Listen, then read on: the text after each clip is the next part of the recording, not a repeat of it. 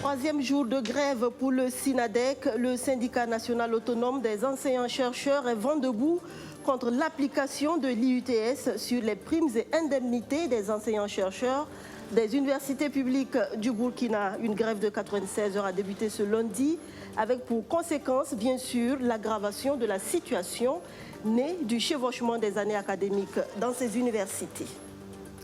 Inquiétude et colère au complexe scolaire Bomberger à Ouagadougou. À quelques semaines du baccalauréat, des élèves cherchent à comprendre leur statut. Candidats régulièrement inscrits, ils se voient obligés d'aller aux examens en tant que candidats libres. Élection, oui, mais sécurité d'abord. Le mouvement Plus rien ne sera comme avant n'est pas pour le report du scrutin de novembre prochain, mais souhaite le démantèlement des camps de réfugiés et l'instauration de l'état d'urgence et d'un couvre-feu sur l'ensemble du territoire burkinabé. Le M-Presca était face à la presse ce matin. Voilà pour les titres. Bonsoir à toutes et à tous. Tout d'abord, le traditionnel Conseil des ministres. Comme tous les mercredis, l'exécutif s'est réuni pour examiner les affaires publiques. Il a été particulièrement question du dédommagement des personnes enregistrées auprès du HCROUN, le Haut Conseil pour la réconciliation et l'unité nationale. Écoutons le porte-parole du gouvernement nous en dire plus. Il faut savoir que le montant des prétentions brutes, je ne dis pas que c'est ce que l'État va payer. Le montant des prétentions brutes cumulées formulées par les réclamants est de l'ordre de 57 milliards de francs CFA. Donc ce référentiel va nous permettre d'appliquer à chacun des personnes qui réclament, en fonction donc de la nature du préjudice suivi, une modalité qui permettra à l'État de dédommager, mais également d'avoir une situation raisonnable et soutenable au niveau de nos finances publiques. Je voulais préciser que sont exclus du champ d'application de ce décret les personnes ayant déjà reçu réparation auprès du HCROUN, les requérants dont les dossiers ont été favorablement traités par le Fonds d'indemnisation des personnes victimes de la violence politique, les requérants dont les dossiers ont déjà été traités et indemnisés par la Commission d'indemnisation des victimes des mutineries de 2011, les victimes ayant bénéficié de décisions judiciaires condamnant l'État, les victimes ayant déjà été indemnisées par voie transactionnelle et les victimes de faits non compris par le champ de la loi portant création, attribution, composition, organisation et fonctionnement du HCROUN.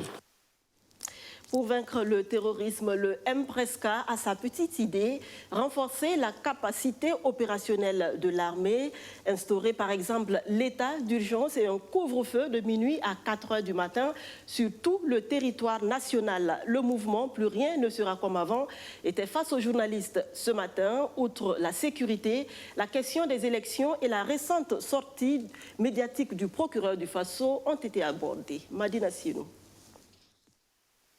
Le démantèlement des camps de déplacés, l'instauration d'un état d'urgence et d'un couvre-feu de minuit à 4 heures du matin sur l'ensemble du territoire national. C'est ce que recommande le M-Presca, le mouvement Plus rien ne sera comme avant, pour vaincre l'hydre terroriste. L'instauration de l'état d'urgence et du couvre-feu devrait, selon cette organisation de la société civile, renforcer davantage la capacité opérationnelle de l'armée. Actuellement, quand vous constatez, on parle de guerre asymétrique. Ça veut dire que l'ennemi est partout.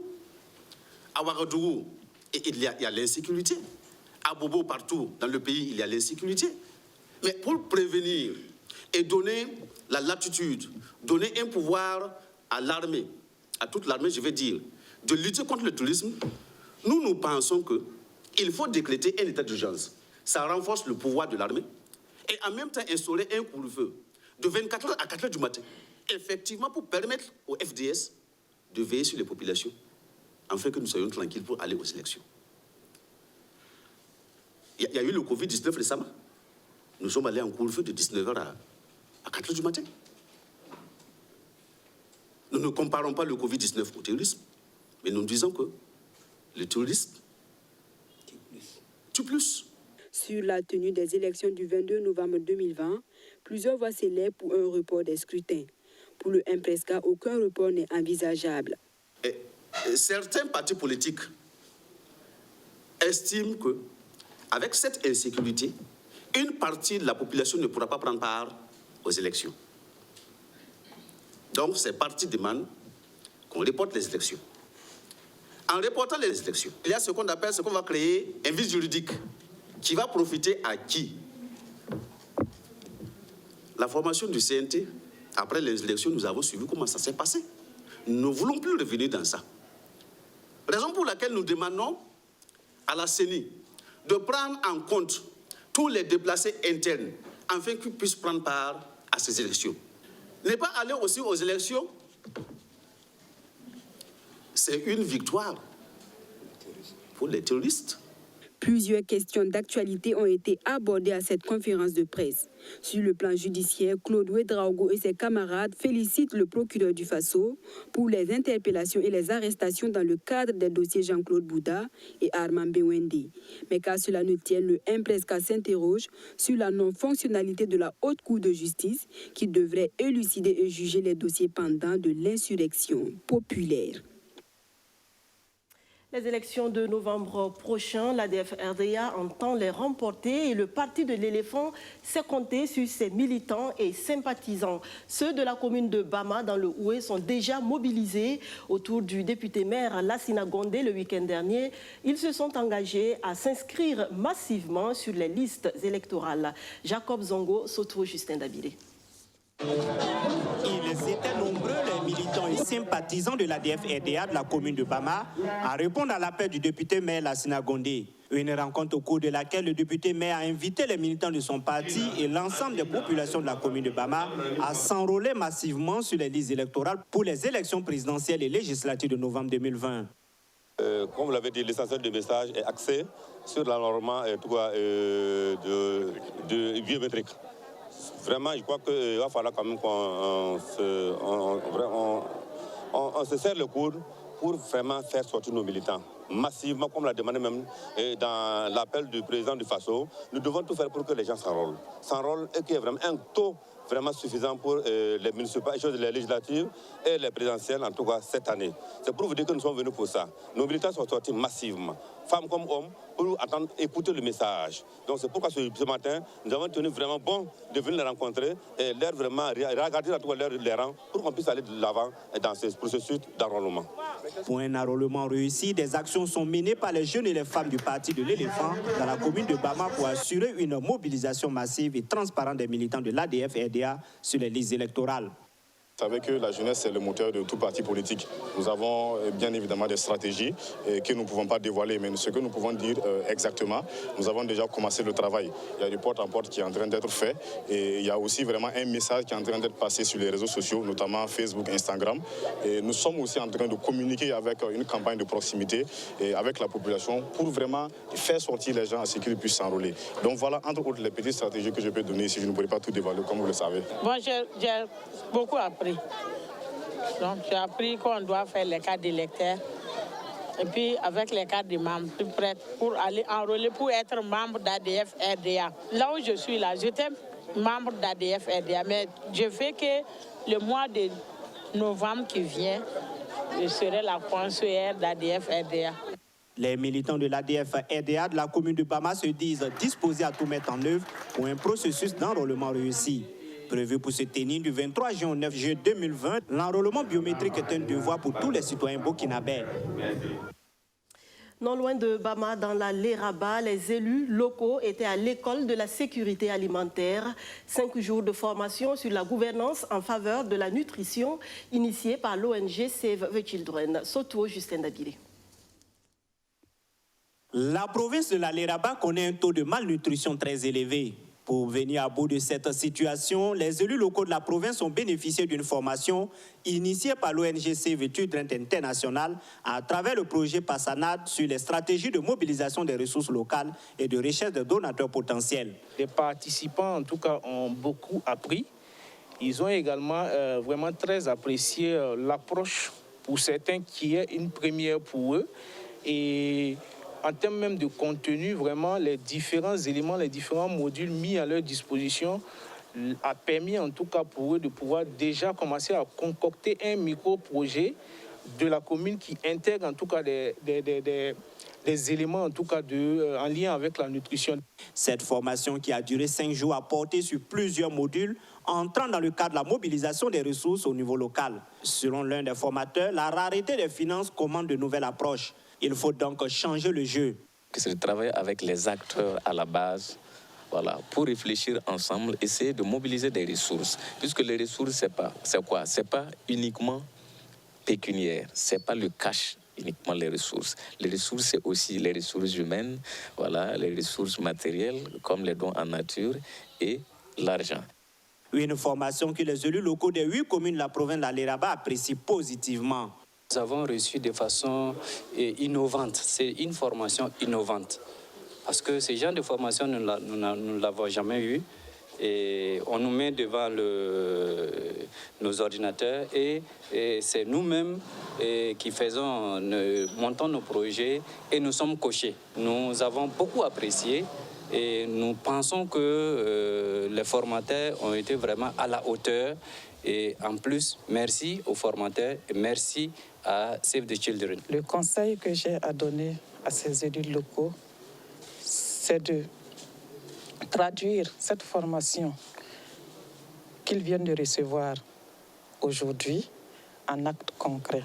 Parce qu'il s'agit d'une formation dans la recherche de partenariat pour le financement des projets qui intègrent la nutrition. Le projet Passanade est mis en œuvre depuis juin 2018 dans la province de la Léraba à travers 3 volets. Il s'agit du volet sécurité alimentaire, le volet nutrition et le volet gouvernance locale. Cette formation qui s'inscrit dans le dernier volet permettra aux collectivités territoriales de prendre en compte la question de la nutrition dans les différents plans de développement communaux. Retour à Ouagadougou pour constater la grève de 96 heures lancée par le SINADEC. Le syndicat national autonome des enseignants-chercheurs est contre l'application de l'IUTS sur les primes et indemnités de ses membres. Le mouvement d'humeur lancé ce 22 juin a pour conséquence directe la suspension des cours, des travaux dirigés et pratiques dans les universités publiques du Burkina. Toute chose qui suscite des inquiétudes chez les étudiants. Archimède Boy. Valentin et ses camarades sont oisifs ce mercredi 24 juin. Depuis 3 jours, ils font des va-et-vient entre la maison et l'université Joseph Kizerbo à Ouagadougou. Idem pour Simon et Yannick. Ils subissent ainsi les conséquences de la grève de 4 jours débutée le 22 juin dernier par le syndicat national autonome des enseignants-chercheurs SINADEC. Cette organisation rejette la mesure d'application de l'UITS aux primes et indemnités des travailleurs du secteur public. Et ces étudiants craignent l'accentuation du retard déjà existant au niveau de l'année académique en cours. En effet, augmenter le retard, élargir le retard. Déjà, 3 gens au campus, on est toujours en S3. Donc, et puis, eux, ils sont en grève encore. Ça ne fait qu'augmenter, quoi. Le retard ne fait qu'augmenter. Donc. Même si Richard et ses camarades mettent à profit ce temps pour réviser leurs cours, ils souhaitent qu'un terrain d'entente soit rapidement trouvé entre leurs professeurs et le gouvernement. Ce terrain d'entente, le syndicat des enseignants-chercheurs l'espère aussi, car ce mardi 23 juin, il a été convié à une rencontre de concertation avec le gouvernement. Donc il ressort de ce panel de discussion que ce que nous avons avancé dans notre argumentaire est fondé. À savoir que c'est avec précipitation que la loi a été appliquée et que la loi, sur l'UITS, contient des limites et des insuffisances qu'il va falloir corriger par une réforme générale de ce Code général des impôts. Pour l'heure, le SINADEC se réjouit de la démarche du gouvernement, mais reste prudent. Le secrétaire général du dit syndicat attend de voir la suite réservée à cette première rencontre. Toute chose qui déterminera la prochaine étape de leur lutte. Bon, je ne peux pas dire que nous sommes satisfaits. Et ce que je peux dire, c'est que nous avons été entendus et nous attendons la suite Parce que quand nous entrons dans le vif du sujet, et à savoir qu'est-ce qui pourra être fait exactement, et en ce moment-là, s'il y a des éléments qui nous sont donnés et que la base est satisfaite, nous pouvons dire que nous sommes satisfaits. En attendant, le mouvement d'humeur se poursuit jusqu'au 25 juin prochain. Et selon le professeur Boubier, le mot d'ordre est bel et bien suivi sur l'ensemble des universités publiques du pays. Dès le premier jour de grève, en fin de soirée, j'ai pris contact avec les secrétaires généraux des secteurs SUNADEC des universités qui se trouvent en province. Et il me revient que le mouvement de grève est entièrement suivi. Le SINADEC appelle le gouvernement à ouvrir des négociations pour une réforme globale de l'impôt unique sur les traitements et salaires. Une réforme qui serait pilotée, selon le professeur Boubier, par le secrétariat permanent chargé des politiques fiscales en tandem avec les syndicats et les acteurs de l'enseignement supérieur, à savoir des mathématiciens, des fiscalistes, des juristes et des économistes. À noter que la présidence de l'université de Ouagadougou n'a pas voulu se prononcer sur cette grève. Approché, le chargé de communication de l'institution s'est refusé à tout commentaire. Eux sont engagés dans la quête du premier diplôme universitaire, mais les choses ne se présentent pas comme prévu pour eux. Des élèves du complexe scolaire Bon Berger de Ouagadougou, ayant plus de 22 ans, sont appelés à passer le baccalauréat en tant que candidats libres. Une décision de leur établissement qu'ils ont du mal à comprendre, étant régulièrement inscrits et ayant suivi les cours normalement. Mécontents, ils se sont fait entendre ce matin. Abdou Aziz Saré. Ils ont profité de la récréation pour exprimer leur mécontentement. Ces élèves en classe d'examen au complexe scolaire privé Le Bon Berger accusent les responsables de leur établissement d'avoir récalé leur dossier sous prétexte qu'ils ont plus de 22 ans. Ainsi, ils devront passer le bac en candidat libre et non en tant que candidat régulier. Une décision qu'ils refusent. Camarades ici, ils étaient avec nous, ils étaient des CL. En ce moment, nous n'étions pas des CL. À cette année, ils ont changé de code, ils sont à l'espoir. Mais ils ont plus de 23 ans et plus, mais ils ne sont pas des candidats libres cette année. Pourquoi ça se fait que nous sommes ici, moins de 23 ans et moins de 26 ans, nous sommes des candidats libres. Et là-bas, plus de 24 ans, ils ne sont pas des candidats libres. À l'espoir tout près. Et ceux qui sont des comme moi, c'est que si tu as 22 ans de plus, si tu as 23 ans, en allant, tu es un, et 22 ans et plus, toi, tu es un candidat libre. Pourtant, ils ont suivi le cours normalement. Même scolarité, nous, on a payé plus de 100 et quelques mille. On a payé des choses, quoi comme ça, qui ne sont même pas fondés. Donc, ce qui fait qu'on ne peut pas comprendre ça. À l'administration, on dit appliquer les textes en vigueur émanant de la direction régionale en charge des examens. Bon, à ce niveau, c'est des consignes que nous avons reçues au niveau de nos supérieurs hiérarchiques. Voilà, dans le traitement des dossiers des candidats au niveau de l'examen, voilà, nous avons reçu un logiciel sur lequel nous faisons le traitement et que nous devons ensuite restituer ce travail au niveau de nos supérieurs. Voilà, dans ce logiciel, pour enregistrer un élève en candidat régulier de plus de 22 ans, voilà, le logiciel recale. Autre fait dénoncé ici par les élèves, c'est la non-réception jusqu'à ce jour de leur numéro PV, alors que la date des examens est proche. Concernant les numéros PV, on a remarqué que les numéros PV sont venus, ceux qui sont réguliers, et nous n'avons pas de numéro PV. C'est ça que nous avons cherché à comprendre là. Le PV a plusieurs élèves qui n'ont pas encore fini de payer leur scolarité. Voilà, et généralement, au niveau des écoles, c'est des moyens pour faire le recouvrement. On les invite au niveau de la caisse. Voilà, on les invite à se mettre à jour pour qu'on puisse leur remettre le PV. Les responsables du complexe scolaire privé Le Bon Berger invitent les élèves à faire preuve de maturité et se concentrer sur leur objectif, qui est le bac. L'ONEA étend son réseau d'approvisionnement en eau potable. La zone non lotie de Taptenga sera bientôt desservie. Les travaux d'assainissement et de branchement sont presque terminés. Ils vont coûter 60 millions de francs CFA à la nationale de l'eau. Justin Amonto. Voici l'eau qui viendra renforcer la forte demande en eau potable dans la zone non lotie de Taptenga. L'ONEA, l'Office national de l'eau et de l'assainissement, en pleine activité. Ici à Sahaba se trouve le point de piquage de l'installation du linéaire total de 2 km 600 mètres.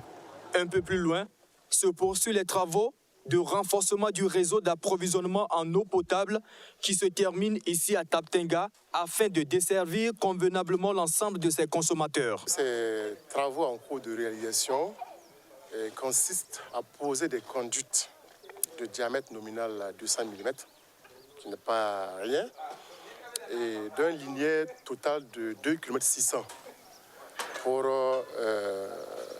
améliorer la desserte.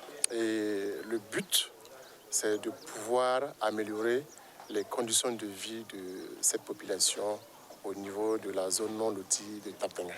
D'un coût global de 60 millions de francs CFA, ce projet vient à point nommé renforcer le réseau existant dans la zone non lotie de Taptenga. En ce qui concerne la fourniture d'eau et le paiement de factures, l'entreprise Socoges est délégataire de services publics de l'ONEA dans la zone. Pour elle, environ 10 000 demandes ont été déjà enregistrées sur une population d'environ 50 000 personnes recensées. Si vous voyez le nombre de personnes qui affluent jour et je n'ai pas dit jour et nuit, mais chaque jour pour la recherche de cette eau-là, vous n'allez pas en revenir. Sincèrement, elle est très très forte. Et nous, souvent, on est débordés. Bon, une chose est de vouloir vraiment donner l'eau à tout le monde. Une autre chose est de se confronter aux réalités qui font que souvent c'est un peu difficile. Donc ça fait que, bon, on essaie de faire de notre mieux pour venir à bout vraiment de toutes ces demandes-là. Mais on espère qu'avec le soutien de l'ONEA, que nous sachions réellement indéfectible, on est sûr qu'on viendra à bout de cela. Débuté il y a quelques semaines, le taux d'exécution du projet est à 77%. Pour l'ONEA, relever le défi de la fourniture d'eau en quantité et en qualité au Burkina Faso est la dynamique dans laquelle s'inscrivent ces travaux d'assainissement. Femmes bannies, marshals à la rescousse, chassées de leur famille et réfugiées au foyer Sainte-Anne de Témaboquin dans le nord du Burkina. Les femmes accusées de sorcellerie reçoivent la visite de Laurence Marchal-Ilboudo, la ministre en charge de la femme et de la solidarité nationale, partie apporter son soutien à ces femmes désespérées. Majid Bakouan. Cette femme âgée de 75 ans a été accusée de sorcellerie en 2005. Originaire de la commune rurale de Pilumpuku dans la province du Passoré, elle a été chassée par sa famille. Désespérée, elle explique les faits. Elle a été accusée de sorcellerie et suite à cela, elle a été chassée de sa famille. Elle ne savait pas où aller et puis les sœurs, les prêtres qui l'ont écoutée, l'ont conduit jusqu'ici. Grâce à l'Église catholique, cette vieille bannie de sa communauté trouve du soutien et du réconfort. Elle a été accueillie par le foyer Saint-Anne de la paroisse de Témaboquin, où elle vit depuis une quinzaine d'années. Comme elle, elles sont au nombre de 37 femmes accusées de sorcellerie qui ont trouvé refuge dans ce centre créé en 1983. Ici, on tente de leur redonner espoir. Ce centre foyer Sainte-Anne est un centre qui a été créé depuis 1983 par les pères blancs. L'initiateur, c'était le père Balmas. Alors, pour accueillir les femmes rejetées et exclues de leur famille. Donc, spécialement les femmes accusées de sorcellerie. Donc, ce sont ces femmes que nous accueillons dans ce centre. Alors, pour leur donner de l'espoir dans la vie, et aussi pour qu'elles puissent retrouver vraiment la paix et pouvoir retrouver la joie de vivre. Parce que beaucoup de ces femmes, après avoir été exclues, elles iraient, ne savant pas où aller. Ce 23 juin, ces femmes reçoivent la visite du ministre en charge de la femme et de la solidarité nationale. Laurence Marchal-Ilboudo est allée apporter un message d'encouragement et leur assurer de l'engagement de son département à œuvrer pour l'application des dispositions juridiques relatives à la protection de la femme. Il y a le droit aussi qui oblige les parents à s'occuper de leurs enfants. autant la loi oblige les parents à s'occuper des enfants, autant la loi aussi oblige les parents, les enfants à s'occuper de leurs parents pour leur vieux âge. Si dans la négociation ça ne marcherait pas, je vous promets que je vais faire appliquer la loi. Si vous ne voulez pas vous occuper de votre parent, votre mère, c'est que vous allez payer pour que quelqu'un d'autre s'en occupe. Laurence Marshall Ilboudo n'est pas venue les mains vides. Elle apporte 5 tonnes de vivres, un lot de nattes et du matériel hygiénique. Triste sort pour celle qui, lorsqu'elle est fille, ouvre les portes du paradis à son père, celle qui complète la foi de son mari lorsqu'elle est épouse, celle qui offre le paradis à ses enfants. Et oui, que la mère soit bonne ou mauvaise, ses enfants n'ont pas le droit de lui manquer de respect ni de lui tourner le dos. Je vous retrouve, Inch'Allah, demain pour d'autres informations. Merci de votre attention.